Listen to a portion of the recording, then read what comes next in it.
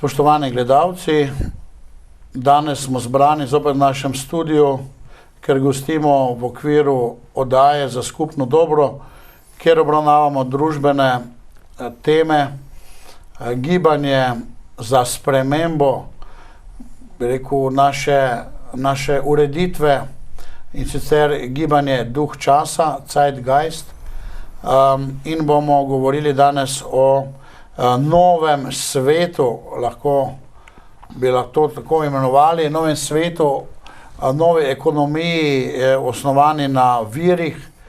Pravzaprav govorili bomo o projektu Venus, ki združuje tudi gibanje duh časa in torej z drugimi razčlenitvami problemov. Projekt Venus je neke vrste rešitev problemov, ki so jih zaznali, in v našem studiu ponovno pozdravljam člane gibanja, in sicer Damjana Kovačeviča, ki je slovenski koordinator, pa Mitjo Jež, koordinatorja Primorske, in pa patra Janeza Srako, ki je dolgoletni poročevalec iz Rima in tudi diplomirani teolog.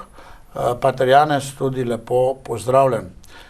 Z patrom Janezom se tikam, z drugimi gospodi pa se vikamo.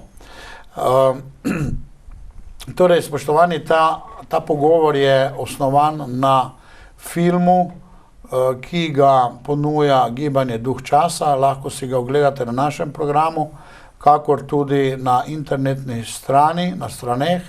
In sicer še vedno smo pri drugem filmu, ki je Addendum, in nekje tretji del, zadnji del tega filma, ko je predtem nakazoval probleme današnjega sveta, pa sedaj ponuja na nek način rešitev.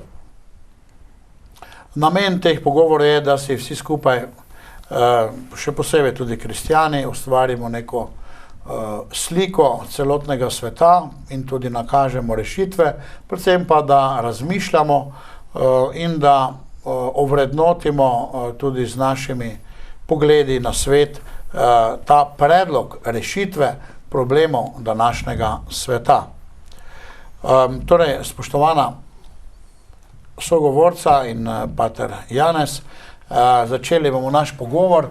V tretjem delu filma vidimo nakazano rešitev za probleme, ki so nastali zaradi finančnega sistema in ki spodbuja egoizem, tekmovalnost, nezaupanje med ljudmi, kakor trdite, in pa potem tudi izkoriščanje v bistvu velikih korporacij, posameznih držav, posameznikov, ubogih, in sedaj ima projekt Venus, katerega avtorja boste vi tudi predstavili, ima rešitev. Torej, kje bomo začeli? No, prvo bi začel kar s tem, da glede na to, da smo spoznali, da so v svetu problemi, da je sistem kaotičen, če lahko temu tako rečem, da je nespoštljiv, nemoralen, neetičen, dela prevelike socialne razlike med ljudmi in zaradi tega so nujno potrebne spremembe. Zdaj, ko govorimo o spremembah, se moramo prvo zavedati določenih stvari. Če želimo spremembe, moramo na spremembe gledati tako, da so učinkovite, da spremembe ponujajo izobilje, vzdržljivost, trajnost. Skratka, vse to lahko dvigne življenjski standard oziroma lahko naredi človeku kvalitetnejše življenje. Zdaj, vsi vemo, da je trajnost, vzdržljivost in izobilje, sprav pojmi, ki sem jih naštel, so glavni sovražniki dobička. Naj dam en primer. Če bi avto bil trajnosten, če bi avto deloval 10 let, bi industrijska industrija propadla. To je jasno. Iz tega razloga, skratka, zelo je potrebno razmišljati o temu, v teh 4 pojmih, ko govorimo o spremembah. Skratka, to mora biti skozi odspredje. Dejstvo je, da trajnost je nesprejemljiva za ta sistem, izobilje je nesprejemljivo za ta sistem, in če želimo narediti veliko spremembo, moramo v veliki meri, bom rekel, mogoče se bom malo neumno izrazil, ampak resetirati človeško družbo v smislu, da zamenjamo človeške vrednote in da zamenjamo človeško kulturo. To je osnova, iz katere bi lahko izhajali, da bi lahko najdli neko rešitev. Zdaj pa na srečo imamo dovolj. Naštel ste dve stvari samo? Ja, pardon. Trajnost in pa... Trajnost, vzdržljivost, izobilje, pa vzdržnost. In vzdržnost. Tako, 4 pojme. Ja, boste še vsakega posamezno razložil? Ne. Ja. Vzdržnost v čem? Vzdržnost v smislu, da ko je lahko dosti podobna beseda kot trajnost, se pravi, da je neka stvar vzdržna, da traja, da se ne kvari in da je njen namen, se pravi, da služi kolikor se le da dolgo, dokler jo ne zamenja neka nova tehnologija. Spravi, trajno vzdržnost je ena stvar, potem tako, je izobilje, to bi verjetno razumeli. Jasno, in pa vzdržljivost. Vzdržljivost, to je tudi menda podobno, kaj? Je dosti podobno, glede na tehnični aspekt je podobno, ampak recimo v samem kontekstu tehničnih stvari, kot so avtomobili in bom rekel, socialni sistemi, je pa v tem smislu vzdržnost. Se pravi, te osnovne, te 4, ki ste našteli, to mi zdaj apliciramo, nanašamo na izdelke, na tehnologijo in pa tako, na ljudi. Na socialni razvoj. Izobilje, torej nastanje potem neko izobilje vsega. Dobro, se pravi, čujem toliko, da sem si malo pojasnil. Vse prav. No, in se pravi, imamo veliko srečo, da obstajajo ljudje, ki so ogromno svojih let posvetili temu, da bi lahko iznašli sistem, ki bi bil za družbo sprejemljiv v vseh teh kontekstih, ki smo jih našteli. Zdaj, kot društvo smo podaljšana promocijska roka projekta Venus, kot ste že omenili. Skratka, zagovarjamo sistem, ki ga je Jacques Fresco, socialni inženir, izumitelj, raziskoval celih 60 let ali mogoče še več, naj povem, da je trenutno star 94 let in je večinoma svojega časa porabil ravno zato, da bi probal najti neko rešitev. Skratka, on zagovarja sistem, ki še ni bil implementiran v naši družbi oziroma v zgodovini, mogoče bi potem kasneje dal en majčken podoben primer, da bi ljudje lahko razumeli, v čemu se gre, ampak to majčken kasneje. Dobro, se pravi, Jacques Fresco ponuja zdaj rešitev. Vprašal bi gospoda Mitjo Jež, kako zdaj bi vi mogoče nadaljevali to misel. Jacques Fresco je torej pristopil k tem problemu in je poudaril kaj? Danes že poznamo, toliko smo razviti, toliko tehnologije že imamo, da nekako ne bilo nobeno potrebno delati. Človeka bi lahko osvobodili vseh rutinskih opravil in bi lahko bil kreativen, lahko bi več časa po svetu s svojim bližnjim in delal na medsebojnih odnosih.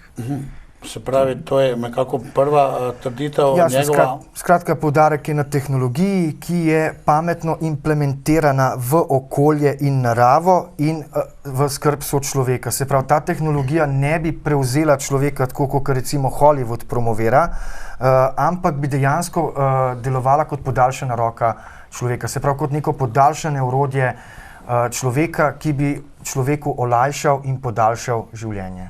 Oziroma družbi, če lahko tako rečem. Tehnologija bi naj bila rešitev. Tako. Torej, v tem smislu, da bi se naslonili na tehnologijo in bi potem imeli izobilje. To je prva točka, lahko še tu malo razvijemo debato. Seveda, komod. Dobro, torej, Pater Janez, kako bi ti na to gledal? Se pravi, ne potrebujemo odrešenik, recimo v tem smislu je tehnologija, je tehnika. In ne potrebujemo recimo neke verjetno filozofije ali kakorkoli, ali kulturo, ne vem, potem bomo še videli, se pravi, ne potrebujemo neke duhovne nadgradnje, karkoli, te pravzaprav ni, ampak potrebujemo neko spoznanje, da je tehnologija nas lahko reši in če ima dela, naprimer tehnologija namesto nas, če sem prav razumel, nekaj v tem smislu, ali pa nam olajša življenje, smo mi potem srečni. Kaj bi mogoče ti imel na to trditev, na to misel gibanja duh časa? Torej, delno je res to, da tehnologija omogoča boljše življenje. To je nesporno. To so že poznali stari miti grški, ko imamo recimo v mitologiji prizor, da grški junak najde dragocen kamen v jami in potem ga to tako prevzame, da potem obvlada vse sovražnike in sporočilo je to, da je odnos do narave vir moči in da tukaj človek potem tudi doživi neko svojo izpolnitev. Kar je tukaj pomanjkljivo je tole, da človek je več kot narava. Je tudi odprt preko onkraj narave, ne? In svojega bivanja in pa sveta, v katerem biva, in da tehnologija mu vstop v ta svet pa ne omogoča. In v tem smislu je to ena zadeva, ki jo je treba vzeti tako z eno dozo umirjenosti. Tisto, kar mi omogoči, prav, tisto sprejemo. Recimo, tehnologija mi težko omogoči, da jaz vzpostavim lepe odnose z drugimi. Ne? To je stvar notranjega dogajanja in notranjih odločitev. Potem mi težko omogoči, da živim eno presežnost, eno usmerjenost v nadnaravno, razen z vidika, da občudujem, kako je svet modro narejen, da mi nakazuje tisto stvarnost nadnaravno. Ne? Ampak sama tehnologija pa mi to samo nakaže, ne dajem pa mi moči pa sredstev, da bi to dosegel. In v tem smislu je človek tehnik, ne, se pravi, to je že znano v filozofiji, kot da je človek homo faber, se pravi kovač, ne, delavec, potem človek, ki si podporoča naravo, kot je to v Svetem pismu, ne, da jo izpolnjuje. Ampak pravim, to je samo en vidik, zelo pomemben, ki pomaga človeku predvsem, da ohranja svoje fizično življenje, spravi biološko življenje močnejše in mu pomaga, da toliko ne trpi. Spravi ta naša telesna razsežnost in v tem smislu je tehnika pa tehnologija povezana na to razsežnost človeškega bitja. Seveda pa ni pa to več človek, ne? In zaradi tega bi jaz pustil stvar odprto, v smislu vse to, kar mi olajša življenje, ne, to je dobro. Enkrat sem se pogovarjal z eno gospodinjo, pa sem rekel, kateri od modernih strojev vam, gospodinjam, najbolj koristi. Pa je rekla, če tako vzamem, pralni stroj. Mi najbolj olajša življenje, ker to moram vsak dan pred, da se tako rekoč družini, vsak dan se stvari nekako zamažajo in to je najbolj koristno. Ne? In to pomeni, njej pralni stroj pomeni možnost dati svoje življenje drugje. Ne? In v tem smislu je tehnika pa tehnologija sta dobri, ampak samo da nas osvobodite za tisto, kar je pa izven dometa tehnike. Ne? Samo majhna replika. Skratka, recimo, če pogledamo enega kmeta iz 19. ali pa 20. stoletja, ne, koliko je on svojega časa, ali pa recimo eno pleme, koliko časa potrebuje za to, da samega sebe oziroma svojo familijo preživi. In zdaj, glih to, ko je tehnologija prišla, kjer pritisneš na gumb in naredi nekaj namesto tebe, imaš ti dovolj časa, kar se popolnoma strinjam s tem, da se lahko duhovno ali na kakršenkoli drug način nadgradiš. Skratka, tehnologija je tista, ki človeku omogoča oziroma mu olajša življenje oziroma mu podaljša življenje. Iz tega razloga imamo možnost graditi na sebi, na svojih družinah oziroma na vrednotah, ki so pomembne med sočlovekom. Brez tega se človek ne bi mogel izobraževati, ne bi mogel priti do te stopnje zavesti, da bi lahko razumel, kaj je njegova vloga v okolju, v katerem živi. Skratka, ne me narobe razumeti, če bom mogoče takole rekel, da za moj pogled je dejansko tehnologija tista, ki je človeku olajšala življenje in podaljšala življenje. Zelo težko danes najdem primerjavo, ki je lahko toliko naredila za človeški obstoj, kakor je pač naredila tehnologija. Seveda, še enkrat ponavljam, je tu zelo potrebna druga faza, to je duhovnost, v smislu, da se ljudje nadgrajujejo, da razumejo, kaj jih obkroža in kaj je sploh namen, bom rekel, vsakega od nas v tem življenju. Tako da to je... Sigurno, mi bomo šli od točke do točke. Zdaj ste povedal, da smo nekje pri tehnologiji, lahko sicer še tu še ostanemo, ampak zdaj bomo počasi morali iti naprej, da vidimo zdaj, kaj bi nam pa omogočilo. Se pravi, tehnologija, mogoče še ostanemo tu, kaj bi delala tehnologija namesto nas in v kakšni meri? Skratka, tehnologija bi za nas počela dela, ki so garaška. Dela, ki so monotona, ki jih je potrebno upravljati vsak dan. Medtem bi človek svoje primarne lastnosti, s katerimi se rodi, lahko razvijal. To pa je želja po učenju, želja po kreativnosti in želja po raziskovanju. To so 3 primarne lastnosti, s katerimi se človek rodi. Vse ostale lastnosti so produkt sistemov, v katerih živimo. Predvsem pohlep in pa lenoba. No, zanimivo pa razumljivo razmišljanje.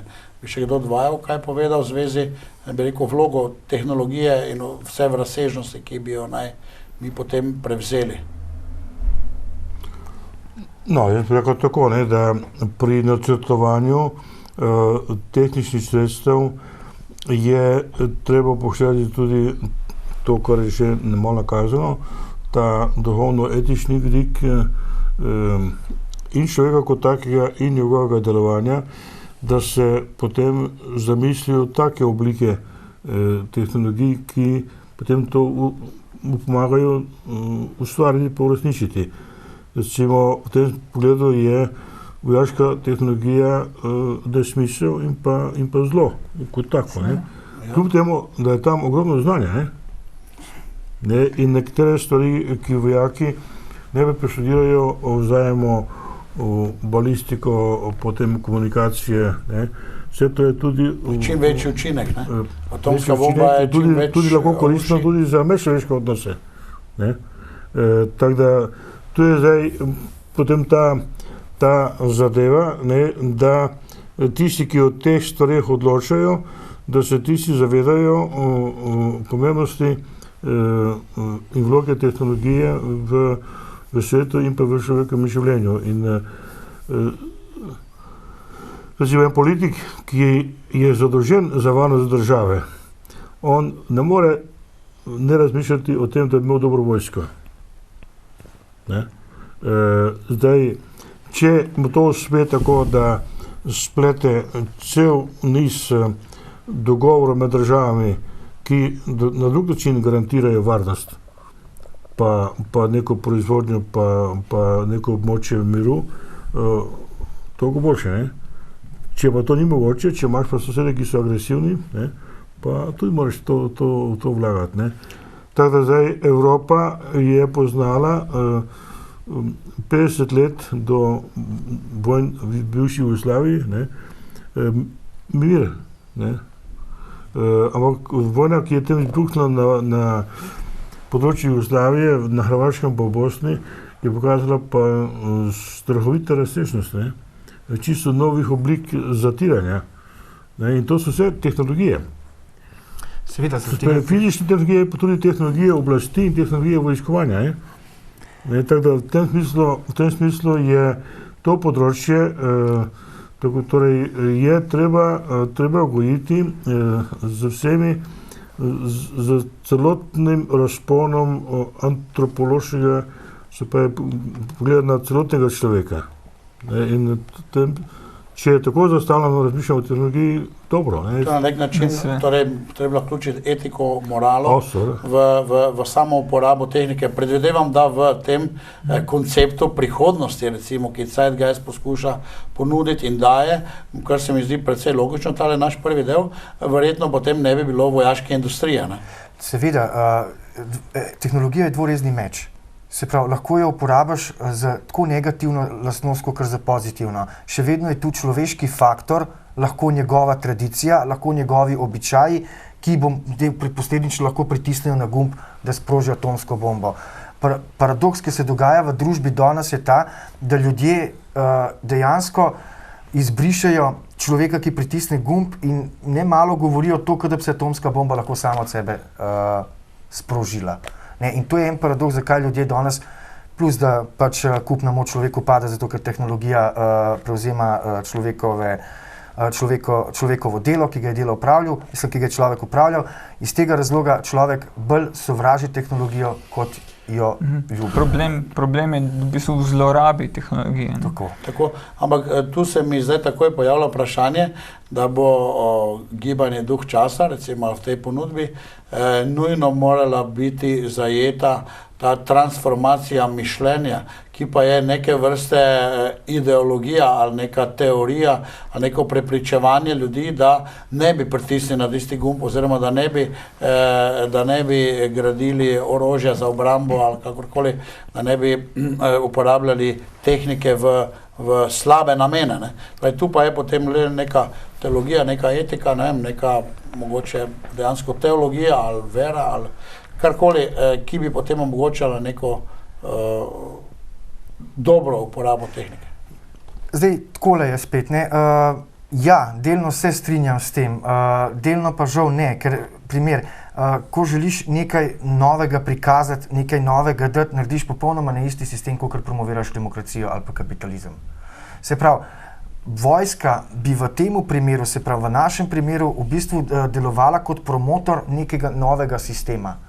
Ne, in čez čas, seveda vsi vemo, kaj je dobro za človeka, vsi, tudi če nisem veren danes, moram spoštovati 10 zapovedi, ki so bile sprovedene, zaradi tega, ker je že moja inteligenca na toliko visokem nivoju, da ne rabim v neki verjeti, ker mi je to že nekaj, kar mi je splošno znano, se pravi, ni dobro, da lažem, ni dobro, da kradem, skratka, to je nekaj, kar že zajema mojo vzgojo, moj način življenja, če želim sploh delati na nekih spremembah. Skratka, tukaj ne vidim potem, kakšna bi vloga v današnjem času lahko odigrala religija kot nasplošno za to, da bi ljudje lahko bolje živeli. Spet, če se vrnem nazaj, je religija morala biti glede na inteligenco ljudi tistega časa. To je jasna stvar, ne? Ampak v današnjem času se pa sprašujem, glede na to, koliko smo razviti in kje smo, tako tehnološko, kot umsko, pa spet, se pa spet poraja to vprašanje, na katerega bi se morali odgovoriti. Tako da, če zajamem en koncept vsega tega, je, da živimo v obdobju, kjer ni več važno, kdo je kaj naredil, kdo je komu kupček podaril, ampak so samo važne še rešitve. Dovolj je bilo kazanja s prstom na ljudi, ki so naredili slabo, ali na ljudi, ki delajo dobro, ampak se dejansko osredotočiti, kaj je problem, ker vsak problem je tehničnega problema in se potem problem tehnično tudi rešuje. No, torej, tu je zdaj ponudba tehnologije, ki nas bo rešila, in potem ne bi nekako pri vzgoji pa ne bi nič dodajali, ampak bi enostavno pač vsak poslušal samega sebe. V tem smislu, da poskušam to rešitev najti, to vašo trditev, da bomo lahko nadaljevali. Sam še to, vzgoja je blazno pomembna. Vzgoja je bistvenega pomena za kakršenkoli novi razvoj. To sem se hotel se ampak recimo, da če imaš vzgojo, moraš imeti pa neko teorijo o vzgoji, moraš imeti neke vrednote, moraš imeti neko zopet, če hočete, ideologijo ali pa vero, da verjameš, da je tisto ta prava stvar, ne?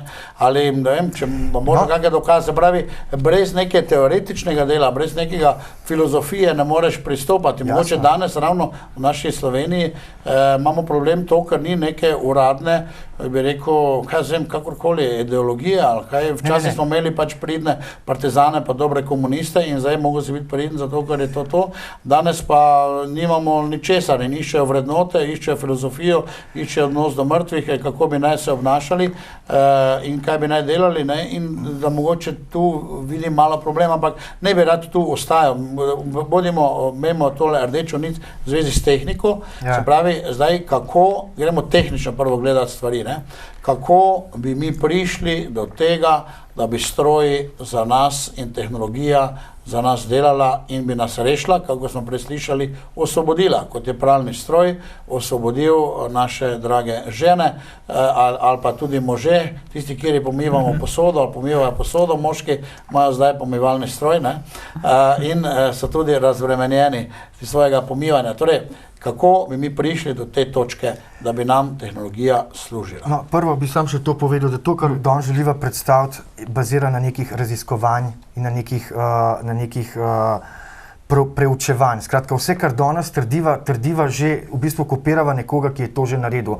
Nič ni iz naših ust vam prevlečeno, ravno tako ni kle utopije, ker vse, kar razlagava, je tehnološko že izvedljivo. Problem je v tem, da ljudje danes nimajo dovolj časa za to, da bi lahko vedeli, kakšna tehnologija obstaja. Če povzamemo današnji sistem, je potrebno recimo delati 10 ur na dan. Da prideš domov, porabiš še najmanj pol ure, 1 uro za to, da se umiriš. In potem, če imaš družino, 2 otroka, je praktično nemogoče, da dobiš znanje, kjer bi lahko vedel, kakšna tehnologija obstaja, ki bi rešila človeka oziroma ki bi človeku lahko pomagala. In iz tehnološkega vidika se lahko to implementira že jutri. Se pravi, tehnologija, ki bi nam omogočala bivanje, se lahko implementira že jutri. In zdaj pa eno vprašanje, naslednje vprašanje v zvezi s tem. Janez, bi ti kaj tu mogoče dodal, potem imaš še eno vprašanje? No, to pravi, gospod pravi, da bi lahko že praktično, da to je izvedljivo. Verjetno za vaš svet. Ja. Ker drugače nima smisla. Tako. No, narava človeškega duha je le taka, ne, da posega tudi v to, da bi rad razumel in prišel do dna skrivnosti. Tehnologija pa je jasna zadeva. Ja, tako je. Ta razkorak med načinom, kako jaz delujem kot človek in kako deluje ves moj spoznani aparat in pa med odgovori, ki da tehnologija, je zmeraj zelo velik. In tukaj jaz mislim, da to, kar mi nudi tehnologija, za to, da bi jaz spoznal tisto, kar nasletevam kot skrivnost, je odločno premalo, da bi bil jaz zadovoljen s tem. To je tvoje stališče, ampak zdaj gre za to, torej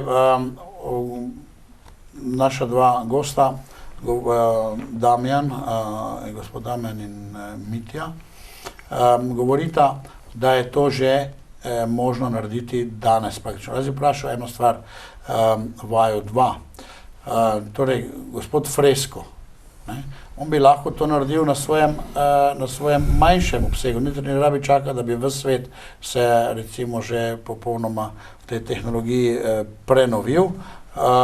Zdaj, ali on to že kaj uresničil, te stvari, recimo, kakšne tehnologije razvil v teh svojih hišah, vse te stvari, ali pa vse nekaj, vse delno, mogoče se vema, zdaj tehnika je marsikaj omogoča, ampak on bi lahko to, če zdaj to mogoče že jutri narediti, bi lahko on že to imel. Mislim, da sem ga enkrat gledal na televiziji, pa je čisto normalno, bi rekel, tam bival med tistimi svojimi rožicami, pa mislim, da mu je ta žena tudi okupavala tam tiste njegovo travo tam, in tako naprej. Torej, kako je s tem? Ja, dejstvo je, da on je naredil neke dome, prišli so do zaključka, tako kot vsak arhitekt, recimo, da krog je najboljši geometrijski lik, tako za ozračevanje kot za ogrevanje. Skratka, on je to na svojem ranču Venus, Florida, Združene države Amerike, že do neke mere raziskal. Jasno pa je, da veliko stvari trenutno bazira na nekih teorijah. Njemu je jasno, da obstaja masa, recimo, kjer so fotovoltaične senzori noter, o tem bo znal Mitja več povedati. Skratka, on ve, kateri materiali obstajajo, in s tem, ko veš, kateri materiali obstajajo, tudi veš, kako zgraditi, da bi ta material bil najbolj učinkovit. Skratka, on je že to naredil, je raziskal s pomočjo drugih znanstvenikov, tako kot ste prej rekli, mogoče se bi mečkam vrnil nazaj, recimo vzgojati otroka. Zakaj vzgoja otroka je otroka danes je takšna, kot je? Predvsem zaradi tega, ker noben starš ne naredi izpit za otroka, tako kot naredimo izpit za avto, da ne ogrožamo sebe in ostale v prometu. Tako da jaz bi, ne bom rekel zabičal ali pa rekel, da se to mora narediti, ampak dejansko bi vsak starš, ki rata starš, moral imeti popolno znanje do otroka. Razen če bi bil nek pediater, psiholog, pedagog, ki je na svojem področju strokovnjak in potem takemu zaupaš svojega otroka. Danes sistem dela ravno obratno. In izkrivljeno vedenje, če mu lahko tako rečem, izhaja predvsem iz tega otroštva. Zdaj, če se vrnem nazaj k Fresku.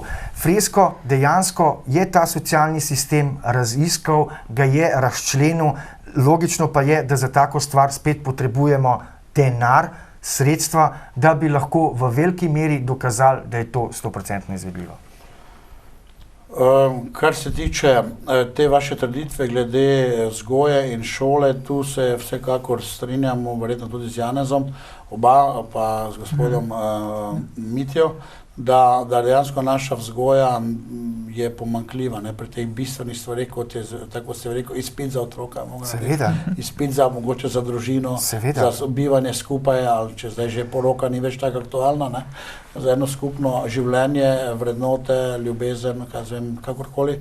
Tu se absolutno strinjamo, tudi zdaj imamo probleme v državi, mogoče ena šola za dobrega državljana, kakšne pravice imaš, kakšne pravice, zahteve, dolžnosti, kdaj država funkcionira, kdaj ne, dan smo pač prepuščeni samo davke, pa hočemo imeti večje plače, in zdaj smo imeli ta referendum, pač rekli, ja, zdaj to pa ne želimo, hočem reči to, dejansko tu se strinjamo, kar se tiče vzgoje, ampak bo zopet potrebna, spravi, poleg tehnologije, neka preobrazba, neka vzgoja, neka teorija, ampak jaz mislim tudi to, da danes ravno nimamo te šole, zakaj? Ker odzadaj ni sprejeta nobena filozofija. Nobena, da moraš biti dober človek ali da moraš biti pošten, kje to piše, katera šola to uči, kje imamo to. Nobena, zaradi tega, ker kaj se moramo spet prvo zavedati. Prva stvar je, da se s temu sistemu kratko malo, bom rekel, fučka, če lahko tako rečem, se upravičujem, za bodoče generacije. Ravno tako se starši nimajo časa za svoje otroke in je otrok prepuščen samemu sebi. Preveč delajo tudi, Seveda, delo je eno primarna stvar, kjer se to najbolj odraža. Zdaj, drugi problem, ki je, delo oddaljuje človeka od samega sebe. Če imaš več časa zase, lahko več delaš na sebi, lahko več razmišljaš, kdo si, kaj si in kako funkcioniraš. In to je ta vloga te tehnologije. Tako. In tehnologija bi tukaj osvobodila človeka v smislu, da ima več časa zase, družino, oziroma da lahko prebere kakšno knjigo, da lahko zve nekaj novega, kar ga dejansko zanima. In to je ta osnova, in bi tukaj sam citiral enega pedagoga, ki je pač 40 let na svojem področju strokovnjak, je lepo povedal, da starševstvo oziroma menedžerstvo, kjer vodiš podjetje 300 oseb, se niti malo ne more primerjati z starševstvom oziroma z vzgojo otrok. To je zanimivo, tu smo zelo blizu tudi s krščanstvom, ki se trudi za družino, pojem družine, odnose, vzgojo, in tu smo si zelo blizu. Bi ti še mogoče Janez tukaj dodal, ali pa Mitja? Poleg same tehnologije mora biti seveda obvezno kazano, ko smo omenili izobraževanje, in bi rekel, sama tehnologija je precej več ali manj materialna, ki nam bolj posledično izboljša življenje. Ampak za dobro tehnologijo rabimo tudi znanost. Znanost je tista, znanstvene metodologije so tiste,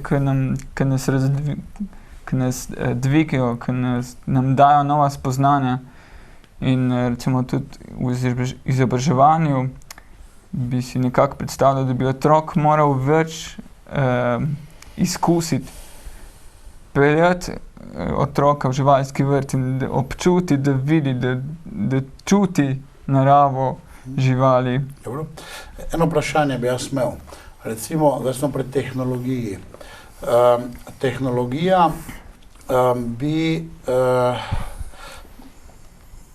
Tehnologija bi nam naj služila in dajmo pogledati recimo en praktičen primer. ki ga vidva sigurno obvladata, ker se o tem številni. En praktično ima poleg pralnega stroja, ne. Recimo za nekaj bolj modernega, nekaj novejšega, za ene širše množice, recimo, kako bi nas tehnologija lahko osvobodila, kar v čemer se mi strinjamo, ampak da smo danes že to sposobni in bi potem ta zadeva, tako ste vi rekel, lahko že jutri funkcionirala, če je bila prava volja za to, no? Torej, prosim. A boš kar ti tole, mi ti izvoli? To je v bistvu kar z eno besedo avtomatizacija, bi temu rekli. Od pice, recimo, če ne bi rabili kuharju, imaš avtomate, ki ti zmeša vse potrebne snovi, oblikuje, primerno pripravi in na koncu zapeče. Se pravi, od prehrambene industrije do v bistvu industrije samih strojev izdelovanja. Med drugim poznamo tudi robote, ki znajo sami sebe narediti, v bistvu replicirati, neki RepRap in tak projekt. RepRap je en tak projekt. Ja. V bistvu... Torej, to je posamezno, dajmo mi dva rešiti en problem na osnovi tehnologije. Recimo, ne vem, lakoto. Ja, prva stvar in prva baza vsega je, ko recimo želiš umakniti denar, moraš dodati neko novo vrednost. Zato, ker cel socialni sistem deluje na neki vrednosti. Ravno tako vsak kompjuter, vsak hardware deluje na neki vrednosti in trenutno je ta vrednost pogojena z denarjem. Kasneje je osnova, tako se vrnem na lakoto takoj, sam da dam jasno sliko, da je osnova električna pa toplotna energija. To je tisto, kar bi človek v osnovi moral imeti zastonj, da bi lahko se ta proces, oziroma kjer dobiš lahko domino efekt, temu rečemo, kjer bi lahko posledično zaradi tega bila hrana brezplačna in druge dobrine ravno tako. Skratka, brezplačna energija je osnova, da bi se lahko tak sistem sploh sprovedel. Dobro, to je pogoj za tehnologije, ki bi se razvila, torej počasi se približujemo k temu, kako bi mi uresničili tehnologijo. Jasno. Brezplačna energija, bi vi kaj povedal, Mitja, se mi zdi, da hočete nekaj povedati? Tako je, mislim, da na svetu imamo ogromno virov energije in če ne bi bilo monetarnega sistema, bi tudi več obnovljivih virov energije boljše načrtovali in pač ne bi bolj služili. Spravi, bolj bi se razvili v tej smeri. Ja, ampak jaz eno vprašanje imam. Koliko jaz vem, so obnovljivi viri dražji zdaj, kot je recimo v tem primeru atomska energija, ki pa je tudi energija, ki bi naj bila zastonj, ampak jo moraš dobiti ven iz atoma. Ne?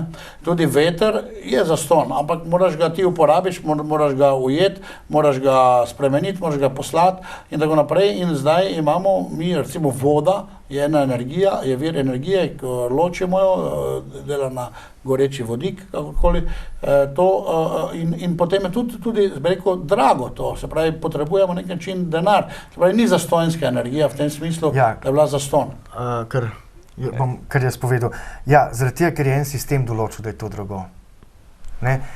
Primer dam, če bo padel komet na zemljo, ali pa da bi padal, bi se meje takoj razblinile, ne bi bilo več meja, takoj bi se najdli sredstva, pa ne glede na to, koliko bi bilo draga, da bi lahko omogočala, preprečila meteorju, da pade na zemljo.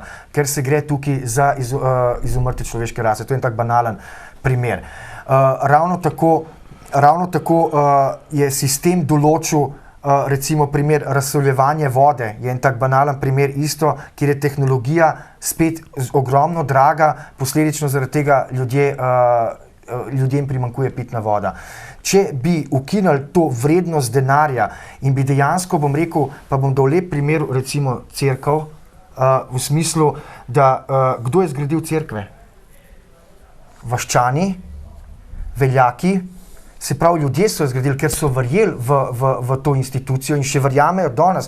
Noben SCT, noben monetarni sistem, noben komunizem ni cerkev zgradil oziroma zgradil vse cerkve v Sloveniji. In na isti princip bo treba graditi infrastrukturo, ki nam bo v osnovi omogočala življenje v smislu samo preživetja. Se pravi, če lahko sam na kratko povem, prvo moramo poskrbeti, da bo za naše življenje zagotovljeno, za osnovo. Veliko ljudi danes sploh ne ve, kaj so osnovne potrebe ljudi. Stvari, ki so prišle do tega, kaj je tisto, kar mi moramo dobiti, je prišlo iz morati hoteti. In na koncu nekdo pravi, da mora imeti vikend ali pa 2 vikenda, da mora imeti gliser ali pa 2 gliserja, ker je to osnova, da on preživi, kar ni res. Osnova je hrana, toplota, streha nad glavo in pa socialna varnost. To so primarne stvari, iz katerih je treba graditi. Seveda ta sistem tega ne bo dovolil zastonj imeti. In če bi dal en banalen primer, ker ga je naredil gospod Plut iz stranke, včasih je imel stranko zelenih, je lepo povedal, da za 10 geotermalnih elektrarn v Prekmurju bi porabili 140 milijonov evrov in bi proizvedle skoraj do 18 do 22% celotne energije v Sloveniji, na obnovljive vire. To sta skoraj 2 hidroelektrarne na spodnjem rokavu reke Save, Mure oziroma Donave, ne Donave, Mure, no, malo sem zašel. In hočem reči... Drave. Ja, hvala lepa, Drave. Skratka, če bi implementirali še to hidroenergijo, bi v bistvu Slovenija brez TEŠ, se pravi termoelektrarne Šoštanj, brez jedrske elektrarne že imela skoraj 50% energije na obnovljive vire. Ne vem, zakaj je gospod Plus te akcije ne naredil, bo vsak dal par evro, pa bi to naredil. Zaradi tega? Mislim, to me zdaj, ker jaz imam druge podatke, da je ta energija v bistvu še zaenkrat uporaba te energije dražja. Vi pravite, da ni, da je cenejša in to bi sigurno bila ena zanimiva rešitev, ampak mi se zdaj dejansko pogovarjamo o tem, kako mi pridemo do tega, da bi tehnologija za nas delala in kakšne ovire pri tem naletimo. Se strinjamo, neko tehnologijo bi lahko razvili, mi bi imeli 1 uro na dan bi delali, in bi se, ali pa 2 ali pa 3, delali bi to, kar bi kdo želel, in bi recimo pač tako ena neka teorija, ampak dobro, kakorkoli poskušamo jo nekako logično videti, če je to možno. Sej, sam še to povem, v prvi fazi je pa seveda tudi potrebno spet ta zavest ljudi. Se pravi, ta lahko temu rečemo duhovno rast človeka, ki bo zraven moral se naučiti, kako šparati z vodo, kako šparati z energijo, skratka, da nismo tako potrošniški. To je seveda spet nekaj, kar spada zraven k temu, kar se pogovarjamo. Se pravi, če jaz naredim tehnologijo in to tehnologijo ponudim ljudem, ki so še vedno materialistično usmerjeni, bom zelo težko nekaj spremenil. Ravno pravim, mogoče res tako, mogoče Kristus začenja pri človeku, da bi naj bil odgovoren, da bi naj, in nekje pri človeku mogoče bi morali tudi mi začeti, recimo, če bi hteli narediti en takšen svet, kot ga vidva nekako tu zdaj ponujata, da bi en urejen človek bi bil mogoče to sposoben. Ni res, predvsem zaradi tega, ker če živiš v okolju, kjer se ti non-stop promovira pomanjkanje oziroma neko tekmovanje, je nemogoče samega sebe spremeniti.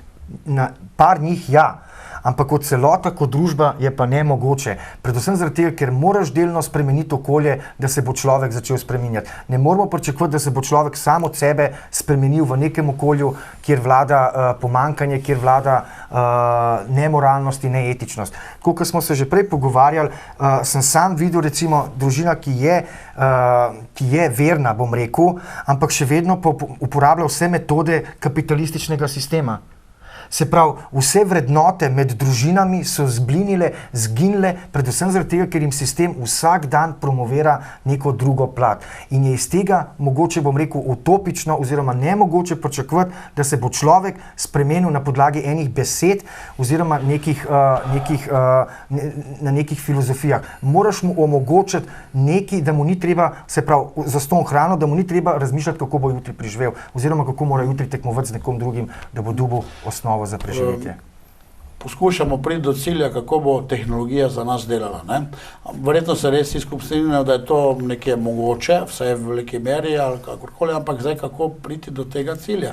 No, recimo malo vidim tu ene podobe z komunizmom. On je pač rekel, dobro, ni zdaj mi eno množico ljudi odstranimo, ostala bo država delavcev in kmetov in mi bomo zdaj silo prisilili, gremo v komunizmu za 5-10, recimo, da poskušamo misel zaključiti, 5-10-15 let smo v komunizmu, ampak tu je bila ta začetna sila, recimo v teoriji govorim, da bomo zdaj spremenili ljudi, je bil pač ta partija, ki popelje ljudi v komunizem. Ne. To je mogoče, tu pa recimo v tem vašem konceptu ni nekega nasilja, s katerim bi naj prišlo do te spremembe, da bi dal začetni zagon recimo za spremembo ljudi, ampak vidite, smo že nekje pri človeku, ne? Mi zdaj tehnično je lahko najti neko rešitev, mogoče ne, in ovira je pa dejansko to stanje, ta sprememba zavesti, recimo, ki bi jo nekje morali mogoče pač doseči. Janez, ti si bil tiho, zdaj potrpežljivo si poslušal, boš še ti kaj povedal v zvezi s tem, kako svojo misel, da rešimo svet. Tekle obnovljivih energij je dražja ali cenejša po tvojih? To je pod vprašanje. Recimo za Muro, jaz sem tam doma, dilema je ta, če se tam naredijo 3 pretočne elektrarne, bo Pomurje čez 30 let puščava. Ker zdaj ta talna voda prihaja iz tega, da ko se Mura razlije na področje 4 km ob strugi, in ti se potem namaka in Prekmurje in Prleški del doline. Ne. Če to oteče hitro, potem je to čez 30 let puščava, ker se ni več stika med talno vodo in pa deževno vodo. Ne, in tam, ker tega stika ni, tam potem najprej umrejo drevesa in potem pride do puščava. Tako da to je zdaj, treba upoštevati tudi biološke zakonitosti narave, ne samo človeka. Ne. Potem bi rekel za to, da ta filozofija tehnologije premalo upošteva dejstvo, da je vsak človek enkratno bitje. Vsak človek je enkratno bitje, in vsak človek na novo vstopi v zgodovino in se na novo uresniči. In naš pogled z vidika tehnologije, to je uresničitev neke vizije o človeku. Kako se pa zdaj ta človek posudil, ki se danes rodi, recimo moji pranečaki, zdaj stari 5 do 10 let, kako se bodo oni hoteli biti čez 15 let, tega si jaz ne upam, kljub vsemu mojemu znanju, njim napovedati. Jaz moram to zelo spoštljivo jih opazovati, kaj je v njih, kako se v njih poraja osebnost, kako doživljajo sebe kot osebnost, kako so odprti do stvarstva, kako so odprti do onostranstvo. Spaj, vzgajati človeka, ki bo govora o vzgoji, je predvsem to, kam človeka vodijo silnice, ki so mu dane ob rojstvu. In kam je naravnana njegova osebnost, in v tem smislu je vsak človek skrivnost, na katero tehnologija ne bo odgovorila. Bo mu samo pomagala nekatere stvari lažje doseči, ampak odgovor bo mora skrat druge. Dobro, zdaj nekako tu pridemo do tega problema malega človeka, tudi mogoče vi, tehnološko bi verjetno že to znali, pa mogoče pustimo zdaj se te probleme, ki so do cilja, da bi tehnologija nam služila. Se pravi, poleg tega, da nam tehnologija služi, pa recimo, da mi zdaj naredimo tako teoretično, imamo tehnologijo razširjeno v svetu, stroji delajo za ljudi, imamo dovolj hrane, ni več ljudje, otroci ne umirajo od lakote, ne vem, karkoli, kakšne probleme vse še imamo, ni več kriminala, ne vem, zato, ker je tehnologija, kaj bi s tem dosegli? Pravi, če bi zdaj imeli mi tehnologijo in ne bi bilo kakšnega posebnega dela. Ja, zdaj tukaj bom dal spet primer pralni stroj, ali pa bom dal primer plemena na Havajih. Ko je ameriški inženir prišel do plemena na Havajih, recimo pleme je moralo 5 ur vsak dan vodo nositi gor dol, in on jim je naštel pipo. In zdaj, ko so oni dobili pipo in je odprl vodo in je voda pretekla, noben v plemenu se ni vprašal, kvam pa zdaj 5 ur delal. Isto je s pralnim strojem. Če si 7 ur ali pa 4 ure prav žehto in zdaj to naredi pralna stroj v 2 urah, se ne vprašaš, kam bom 4 ure dal. Seveda ne, ampak hoče videti, kako bo potem izgledal svet. Svet bo izgledal, zdaj karkoli bom rekel, lepo je gospod povedal, ne morem napovedovati prihodnosti in bi bilo neumno od mene, da bi govoril o nekem napovedovanju prihodnosti. Iz tehnološkega vidika lahko delno napovem prihodnost, pri razvoju pa prihodnosti ne morem napovedati zaradi tega, ker je odvisno od okolja, v katerem živiš. Se pravi, ne morem napovedati, kakšen otrok bo, ker ga okolje izoblikuje in bi bilo, karkoli bi rekel, bi bilo laž, če lahko temu tako rečem. Iz tehnološkega vidika je pa delno lahko razvidno, če, kot je bilo v komunizmu, pa ne da bi ga zagovarjal, jaz bom še enkrat tukaj povedal, da je komunizem ni popolnoma nič drugačen od kapitalizma. In smo veliki nasprotniki katerigakoli sistema, ki je bil, oziroma ga ne zagovarjamo, je pa res, da je žal komunizem tisti, ki je prevzel solidarnost v svoje okrilje in danes, ko govorimo o solidarnosti ali v neki perfektni družbi, nas marsikdo takoj označi za komunista, kar je žalostno. Ker bom dal samo en primer. Mravlja, če bo živela sama, ne bo preživela. Če bo vsaka žival živi v neki skupnosti za dobrobit vseh, je solidarna, pomaga in to nima veze s komunizmom. Komunizem si je to samo vzel v svoje okrilje. In zdaj, tehnologija, kakršno poznamo, naj povem recimo, da so znanstveniki zdaj odkrili baterijo, ki se polni na zrak.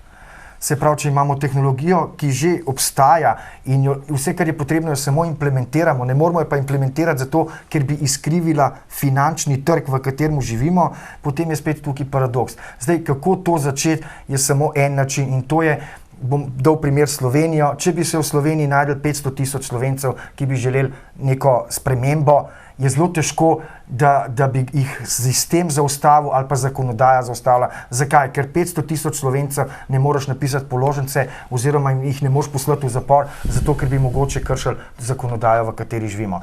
Se pravi, mi, ki smo bili vzgojeni v nekem monetarnem sistemu oziroma še prej v nekem komunističnem sistemu, za nas bo tranzicija težka. Tako na kulturnem področju, kot na fizičnem področju. Mi ne govorimo, da to, kar mi predstavljamo, bo pa tako neki vse na lepo. Tranzicija bo težka. Tranzicija ne bo lahka iz kulturnega vidika in fizičnega vidika. Sam na koncu, ko potegneš črto in se vprašaš, kaj boš, ostati v sistemu, kjer smo in gniti, kakor pač gnijemo, če lahko po domače povem, ali mogoče nastaviti nekaj novega, sicer bo težko za nas, mogoče za bodoče generacije niti ne to, ker bomo imeli neko novo vzgojo, za nas bo pa to težko sprejemljivo, zato ker so vrednote popolnoma nekje drugje. In seveda, je velika verjetnost, da ko bo taka tehnologija implementirana, da bo ogromno ljudi ratalo lenih. Zakaj? Ker so še vedno produkt tega sistema. Medtem ko nek nov otrok, ki mu ne bo potrebno delati to, kar se dela v šoli, da te na pamet učijo snov, da te že vnaprej naučijo za določeno delovno mesto, ampak bo vse bilo mišljeno bolj na kreiranju, na reševanju problema. Primer dam, koliko bi človeški razvoj se razvil, če bi 2 milijarde ali pa 3 milijarde ljudi delovalo samo na biologiji, kemiji, fiziki, kvantni mehaniki, kvantni fiziki. Skratka, koliko bi bil napredek človeka večji v smislu, če bi delal samo na teh naravoslovnih predmetih. Ja, gledajte, to je zdaj kot teorija, ne? Recimo vemo, da komunizem je bil tudi teorija, ki je tudi obljubljal dejansko to, da se ne bo potrebno veliko delati, da bo vsak človek se lahko posvetil samemu sebi, da bo lahko posvetil se družini, da ne bo več konkurence, da bo pač centralno vodenje proizvodne, se pravi, in potem vse to odpade v neki teoriji, se pravi, dodatna konkurenca, niso zastojnsko delo in tako naprej, zaslužnjevanje človeka po človeku odpade, ne? Zelo podobna teorija, bi rekel, ampak potem pa so bile ravno komunistične, prave komunistične države, ne govorim mogoče o tej naši Jugoslaviji, so bile sinonim za nesvobodo in so še danes. Se strinjam. Bodi si Severna Koreja, Pol Pot, Killing Fields, polnjenje jam, zapori, Stalinove zapori, Stalinove čistke in Evropska unija je v bistvu totalitarizme, v katerem je tudi komunizem, obsodila kot,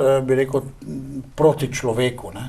Ampak začelo se je pa z neko teorijo, ki je kazala na rešitev, kjer bo vse skupaj v redu, lepo, noben ne bo potreboval nekega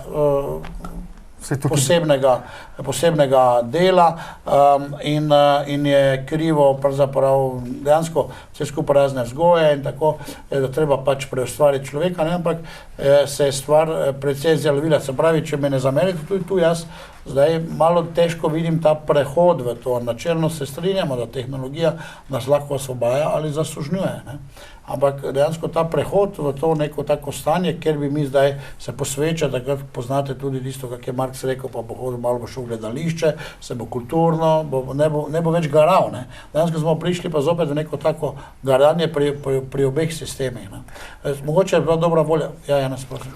No, tu bi jaz rekel to, ne, da ko govorimo o tehnologiji, moramo zmeraj tudi upoštevati to, da je človek fasciniran tudi od zla.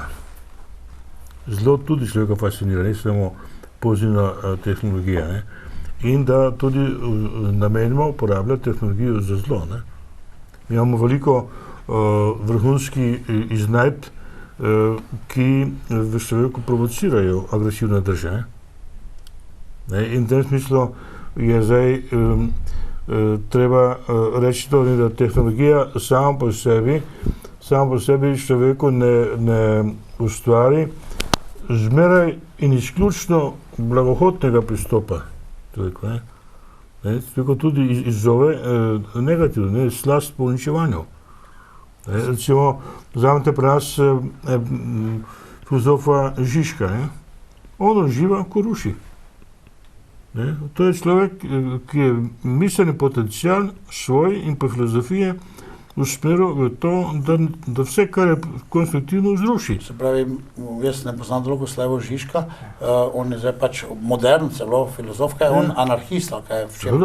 To je anarhistično, se pravi, rušenje obstoječih držav. Vse, kar je pozitivno, on to banalizira in zruši, ne? In to je njegova filozofija, ne? To je njegov naboj, ne? Je pa popularno, ravno sem bral zdaj, da njega pa Assangea vabijo skupaj na večerjo ali kaj, in kdo želi z njima biti na večerji, mora nekaj plačati, za Wikileaks, ne, potem ta denar, ne. Torej, je pa sigurno popularno. Tako da tukaj je zdaj to vprašanje, ne, tehnologija in pa človekova sposobnost, ne, da jo slabo uporabi, oziroma človekovo nagnjenje, da tudi uživa v tem, ko uničuje. To je izkrivljeno vedenje. To, kar vi govorite, je vedenje, ki se zgodi na podlagi enega sistema oziroma okolja, v katerem živimo.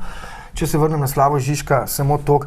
Slavoj Žižek, njegov največji problem je, in ste prav, in se strinjam, da ruši, se s tem popolnoma strinjam. Po drugi strani pa pravim, da je njemu največji problem, da vidi samo ta komunizem in ne gre dlje iz tega in gleda na neki novi doben komunizem. Logično je, da tudi v času komunizma so obstajali ljudje, ki so bili demokrati in so tudi rušili tisto, kar je bilo takrat postavljeno, če me razumete. Skratka, v vsakem primeru vedno se zgodi, to je pa človeška sebičnost, da vedno pametujemo, koliko je nekaj slabo, ne znamo pa predstaviti neke rešitve. In večinoma, kar se našega pogovora tiče, je, da vedno, bom rekel, spljuvamo tisto, kar obstaja, nikakor pa nismo sposobni najti neko novo rešitev, ki bi lahko človeku omogočila. In to je sebičnost. To je egoizem v tem, in tukaj vas popolnoma odpiram, nočem, da ne bi mislili, da se ne strinjam. Slavoj Žižek, mu manjka mečkan tega, kar manjka marsikateremu znanstveniku, in to je futurizem. Futurizem lahko človeku, tako kot je recimo v tem primeru Jacques Fresco, da neko vizijo, ki je mogoče na začetku vizija ali pa neka iluzija, če lahko temu tako rečem, ki se lahko s časoma sprevrže tudi v neko realnost. In tukaj bi pa sam povedal, da tehnologija, ki je izrabljena v negativnem smislu, je samo zaradi tega, ker je nekdo produkt sistema, v katerem živi. Ne, še nekaj, če bi tehnologijo danes predstavili enemu otroku v smislu, da mu pokažemo, kaj je geotermalna energija, da mu pokažemo, kaj je sončna energija in kako se lahko sam hrano prideluje, je zelo majhna verjetnost, da bi jo on uporabil v negativnem način. Zato, ker jo nima kje uporabiti in spet pridemo do tega, da med otrokom, bom rekel, Budo, pa med otrokom Hitlerjem ni nobene razlike. sistem naredi Budo, sistem naredi Hitlerja, okolje naredi Hitlerja, okolje naredi. In tukaj je ta spet, če lahko rečemo temu, paradoks, ki se zgodi, da potem dobimo nek negativen efekt na nekaj, kar je postavljeno. Ja, ampak okolje je zmeraj tudi dvoje prisotno, in zlo in dobro. Ne, in zdaj tukaj ali tehnologija prvenstveno vzgaja temu, da sprejmem dobro kot življenjsko držo, ali pa ima tudi to moč, da zelo jasno pozori na možnost destrukcije tudi s pomočjo tehnologije. Ne? Točno to. Spet se tukaj strinjam, ampak spet pridemo do tega. Komunizem, ki je bil napisan, je tako lepo izgledal. Anarhija v teoretičnem smislu lepo izgleda, v praksi pride do kaosa. Isto je bilo s komunizmom, isto se bo zgodilo s kapitalizmom.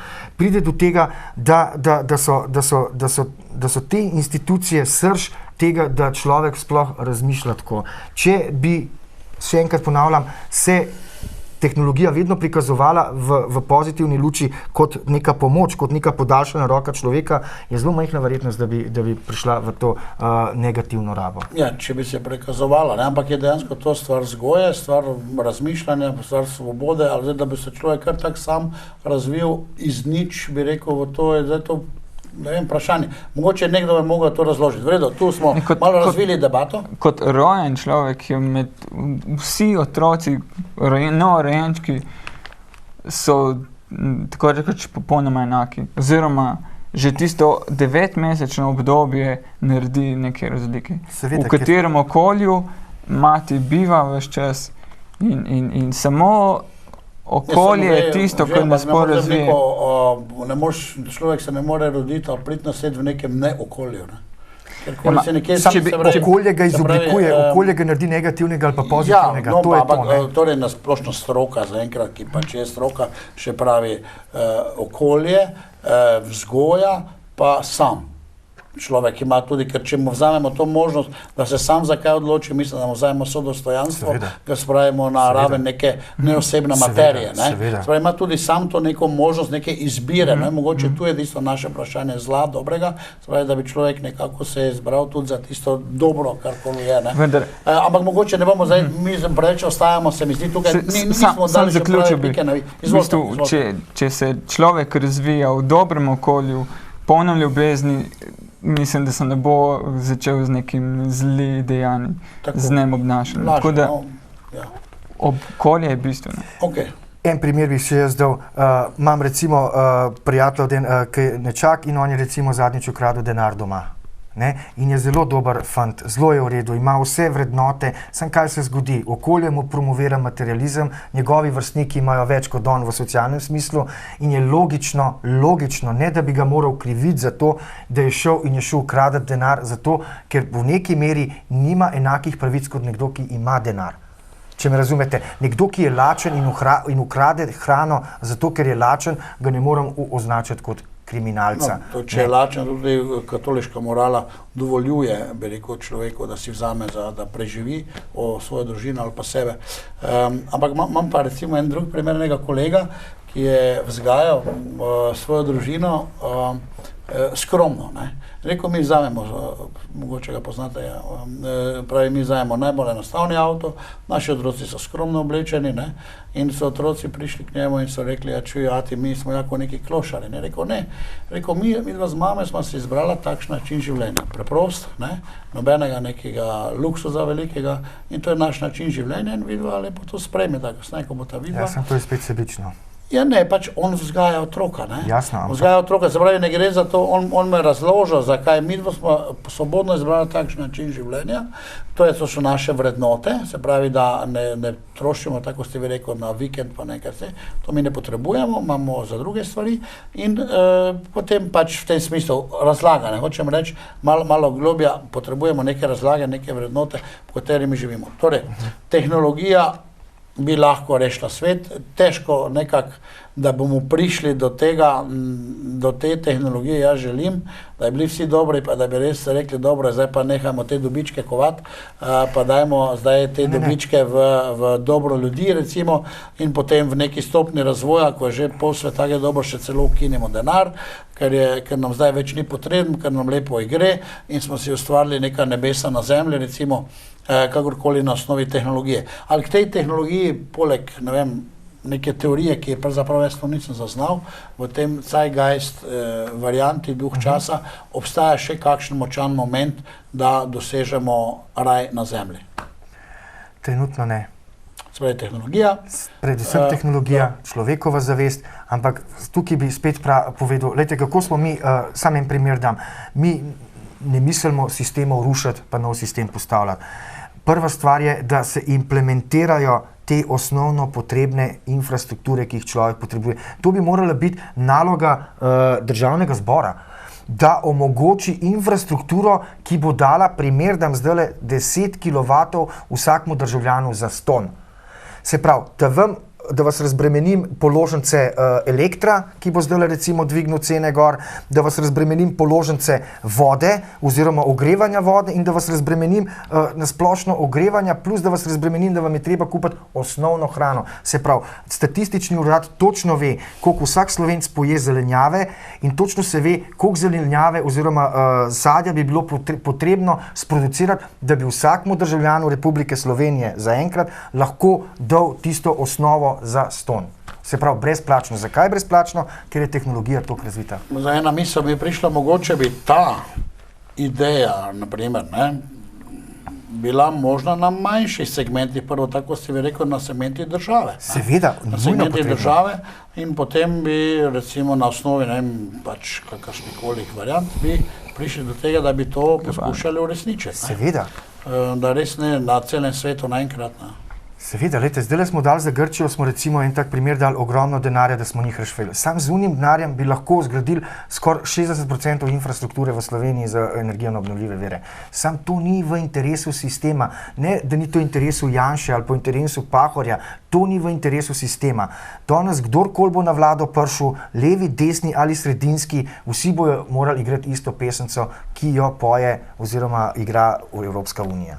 Tako da je zelo težko pričakovati neke velike spremembe, tako v naši politiki ali pa v sistemu, kjer živimo, zaradi tega, ker še enkrat ponavljam, to ni v interesu sistema, to ni v interesu dobička. Da dajo meni nekaj zastonj, ni v interesu in nikoli ne bo v interesu tega sistema.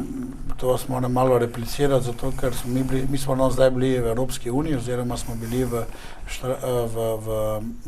Bruslu in tam se zelo trudijo, ravno za obnovljive vire, ravno za kvalitetno hrano, za neke socialno enakost, kakor smo se pogovarjali z temi našimi poslanci, ki so v različnih odborih, tako da se pa poskuša tudi EU, ali Bruselj recimo se ponuja kot neka druga rešitev recimo iz te situacije. Ene si jih to kaj reči?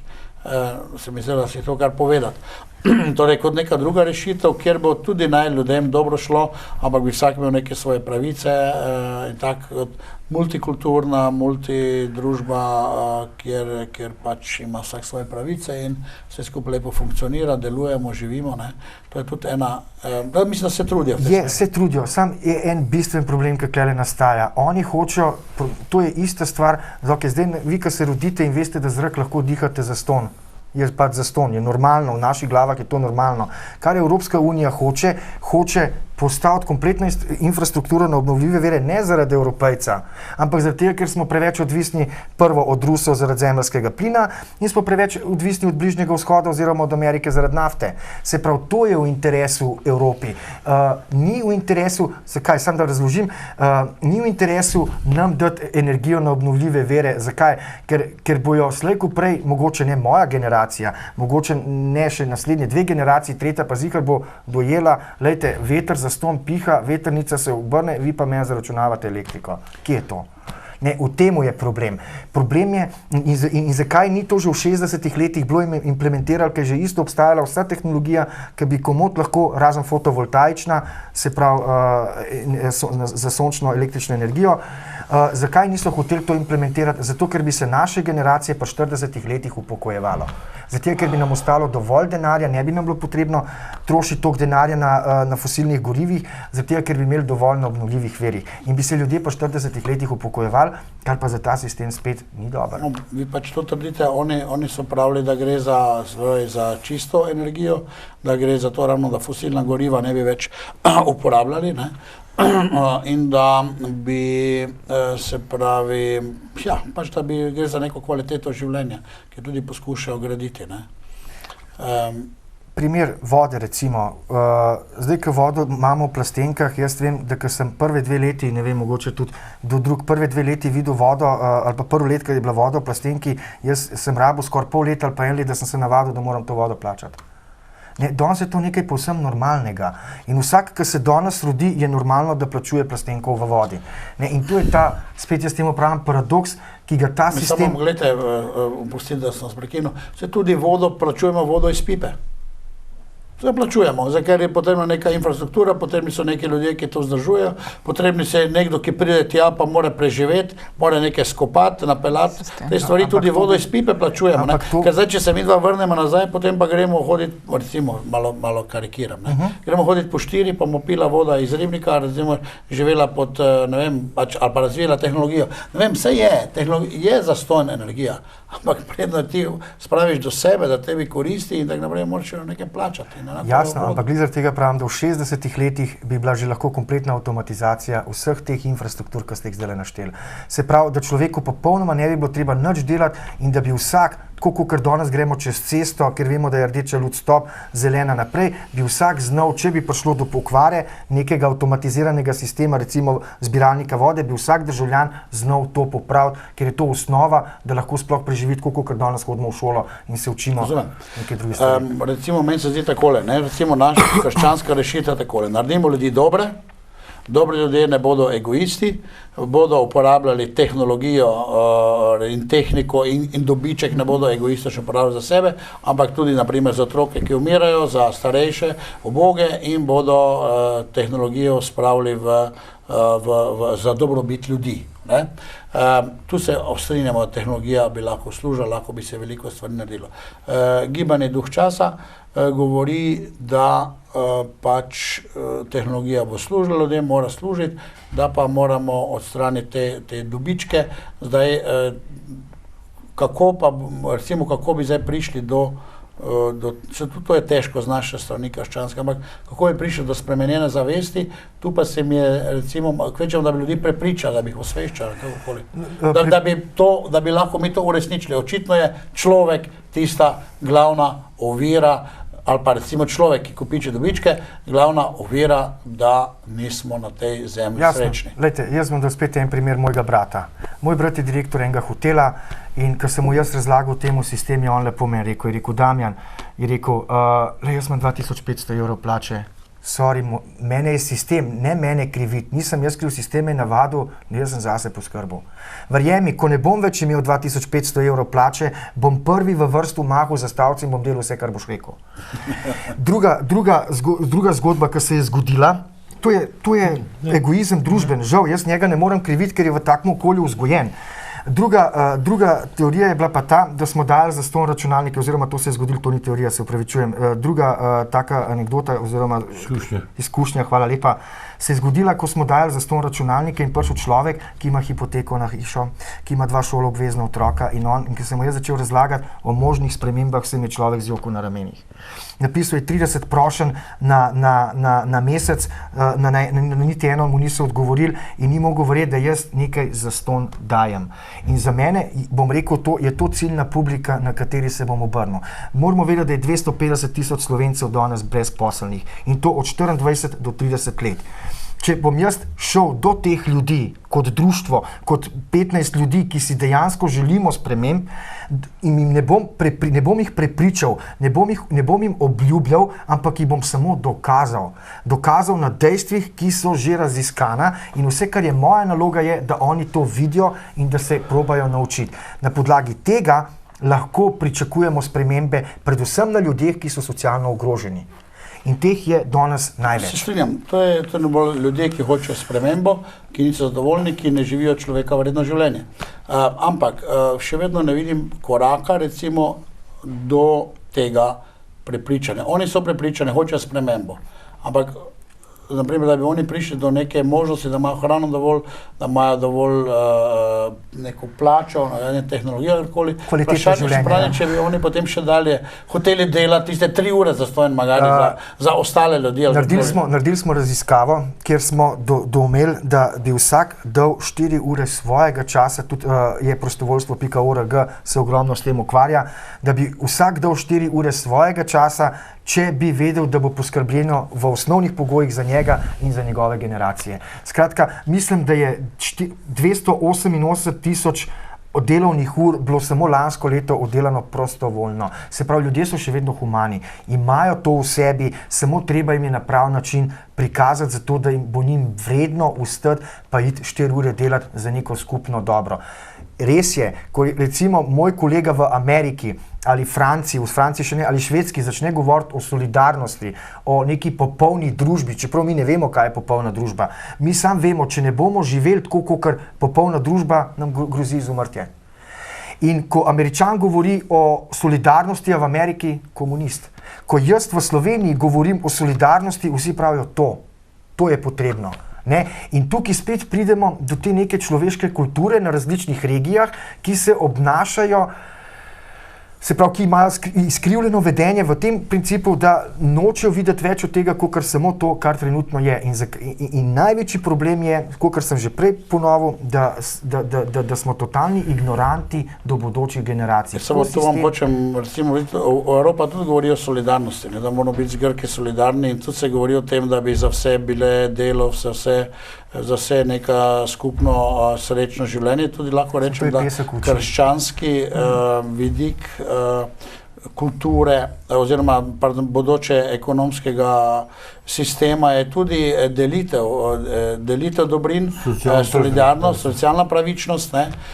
Se pravi, tako da ta pojem je kar več ali manj splošno nekje sprejet in je razširjen tudi v različnih drugih teorijah, ki želijo neko rešitev sedanjemu svetu.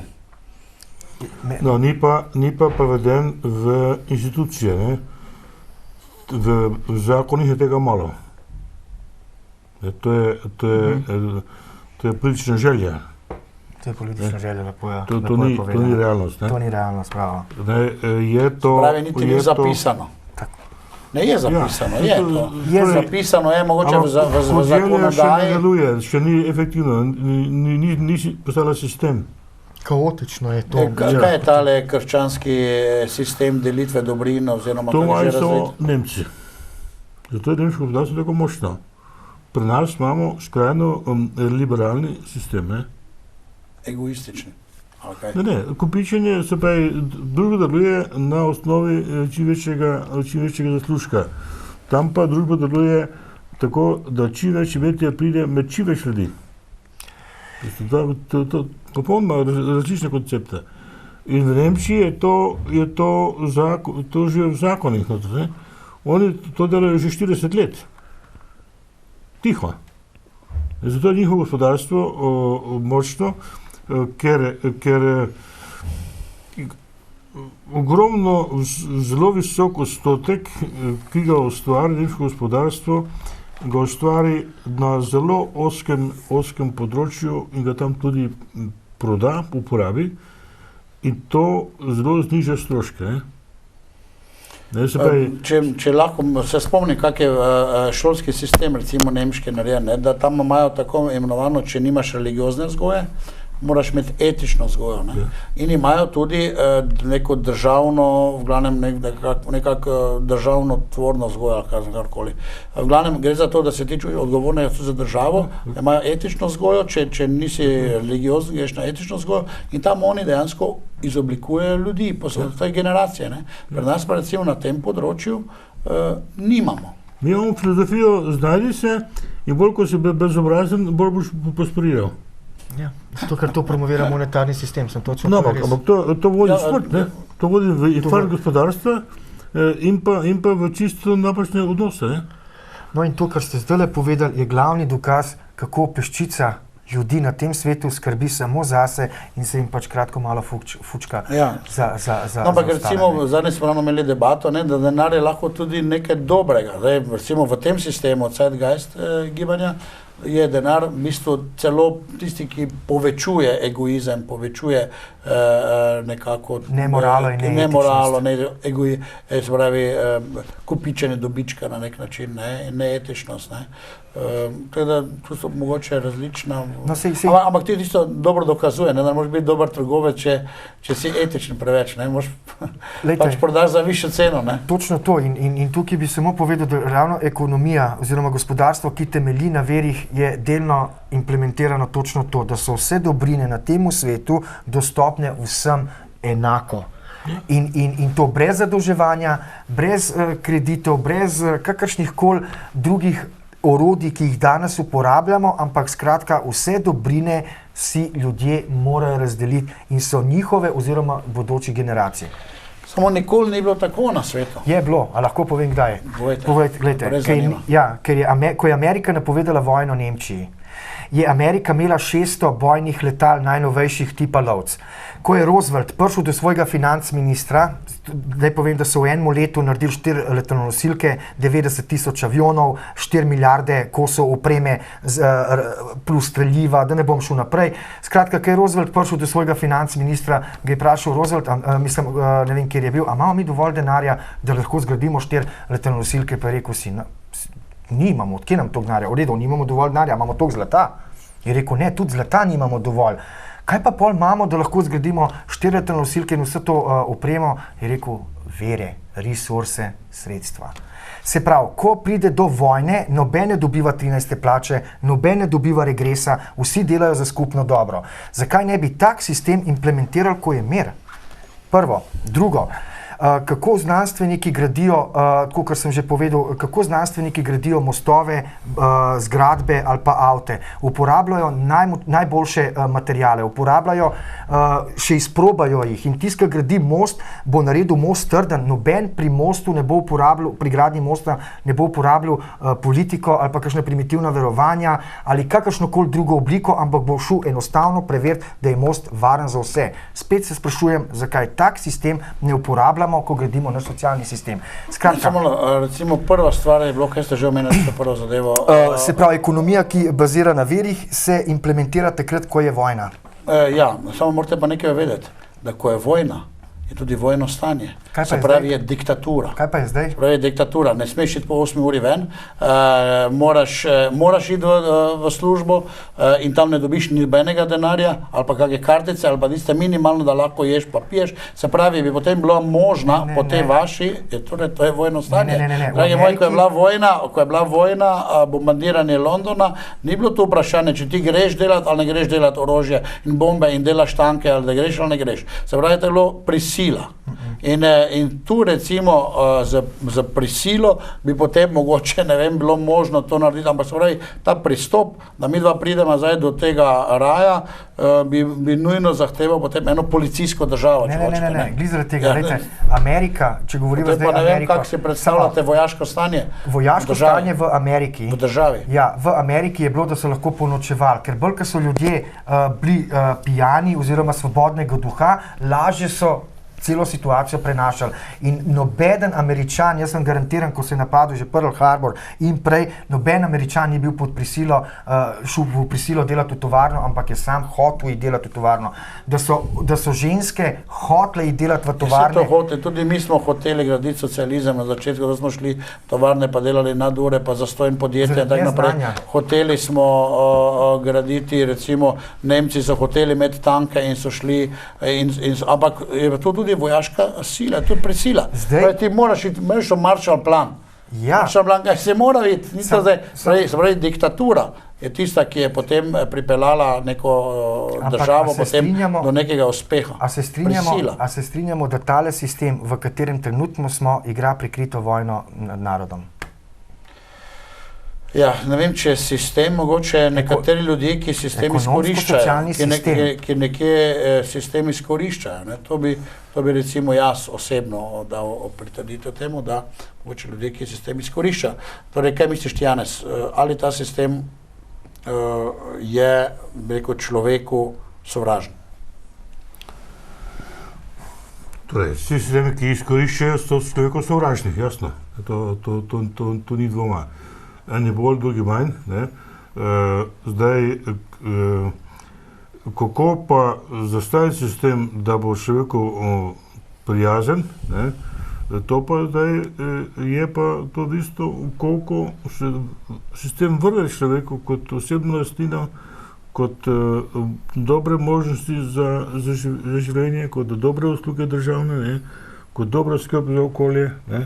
To so vse oblike, ampak te stvari je treba istočasno motivirati in istočasno uresničevati. Ker nek sistem je nujen, se mi skoraj zdi, recimo, da je to nek sistem bo nujen tudi, če bi hteli priti v ta raj, recimo, dolga časa. Naš sistem motivira samo tiste, ki si masovno lastninijo. Tako je, bravo. In grozi tistim, ki so obubožani. Tako je. Če boš tiho, boš še bolj reven. Tako je. To je nasila. To je nasilje. Res je. In to ima gospod Projs, se s tem strinjam, da zdaj pri nas ljudje, samo da mama, da preživi družino, bo tiho, pa da se nekaj dobi. Ampak to ni sistem, ki bi spodbujal k svobodi pa k ustvarjalnosti. Tako je, bravo. To demotivira. V tem smislu je ta kritika upravičena. Jaz ne bi rekel, da ni. Zdaj, kako pa spremeniti to stanje psihološke demotivacije, pa neke globoke razžaljenosti, pa da človek sam sebe sramuje, da živi v takem sistemu. Kako tega človeka digniti, to pa je modrost. Seveda, ampak gledajte, tudi cerkev recimo prakticira Caritas. Je res. Zakaj ne bi bil Caritas krat 20,000 v Sloveniji? Zakaj ne bi na vsakem vogalu imeli Caritas, bom rekel, stvar, kjer bi ljudje tako kot osebno prišli nekam in dobili osnovne potrebe za ston. Če bi osnovne potrebe za ston prišli, jaz vam garantiram, da bi v 80% zmanjšal kriminal. In recimo Švica, lep primer, kaj so naredili, bom dal primer odvisnike, kjer je Švica v svoj državni proračun kupila drogo in je ona kontrolirala odvisnike in ona dajala drogo, se pravi, da je recimo nekdo, ki je bil odvisnik, prišel v lekarno, je dobil pač odmerek in je šel. Takmu človeku ni bilo potrebno kradati. In so zmanjšali kriminal za 60%. To je sigurno zanimiva ideja, da bi dali, rekel, ta osnovna sredstva za preživetje, da bi dali ljudem, da bi mogoče res o tem razmišljali in bi potem ustvarili neko srečnejšo družbo. Počasi bomo morali končati. Mislim, da je to bila že kar lepa zaključna misel. Bi še eno povedal, če lahko. Glejte, skratka, smo v dobi, kjer ni važno, mogoče bom zdaj malo radikalen, ni važno, ali so nas naredili vesoljci, ali smo spočeti svetega duha. To ne bo rešil problemov, s katerimi se trenutno soočamo. Rešimo probleme, s katerimi imamo problem trenutno, pa se pol ukvarjamo, kaj je več od tega. In to mislim, da bi bil glavni povod za neko normalno, boljšo družbo. Hvala. Tehnologijo imamo vso, da pričnemo s tem prehodom na bolj sprejemljivo družbo. Od energije do avtomatizacije, vsa tehnologija je. In sam začeti treba pač ozavestiti ljudi, da imamo možnosti in se pač odcepiti od denarnega sistema, pa ga ne podpirati več in začeti novo družbo graditi. To vaše mišljenje? No, tu gre v bistvu za nas, kristjane, gre za teološko vprašanje odrešenosti. Kaj je tisto, kar človeka odrešuje vseh stisk. In sedaj v tem življenju in pa ob smrti, ker to je stiska, smrt, kaj pa takrat, prehod v drugo življenje, In vse to, kar človeku pomaga, da na vsa ta ključna vprašanja najboljše odgovori, ne, tisti je dobro. Ne? In tisti tukaj, jaz tukaj ne bi porinil na stran tehnologije. To veliko stvari zreši, ne pa vseh. Ne? Ja. In v tem smislu je to tak globalni uvod v to globalno razmišljanje o tem, kaj pomeni za človeka biti odrešen. Torej, jaz se zahvaljujem vam vsem, dragi gostje, dragi naši gledalci. Upam, da ste z nami razmišljali, da ste dobili eno istočnico tudi za vaše osebno razmišljanje. Bodimo dobri, kot nam v naši notranjosti narekuje tudi naša vest, in gledajmo tudi na druge ljudi, pa ostanite še z nami. Lep pozdrav. Sine.